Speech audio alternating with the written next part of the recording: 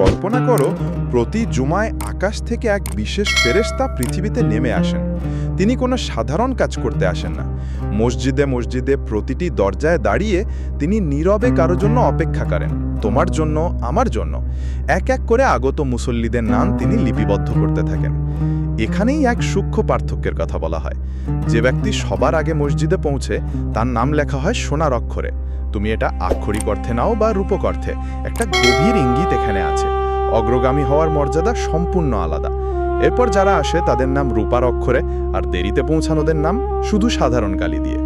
এই ভেদাভেদ হয়তো বাহ্যিক নয়, বরং এটা তোমার নিয়ত, আগ্রহ আর প্রস্তুতিরই প্রতিফলন। তারপর সেই নির্দিষ্ট মুহূর্তটি আসে। ইমাম যখন খুতবা শুরু করেন, সেই ফেরেশতাও তার খাতা বন্ধ করে দেন। এরপরে যারা আসে তাদের নাম আর সেই তালিকায় যুক্ত হয় না।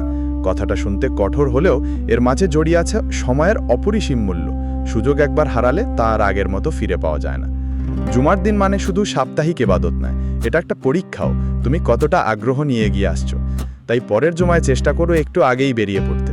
খুব বড় কিছু হয়তো মনে হবে না, কিন্তু সেই সামান্য এগিয়ে থাকাই হয়তো তোমার অবস্থানটাকেই পুরোপুরি বদলে দিতে পারে।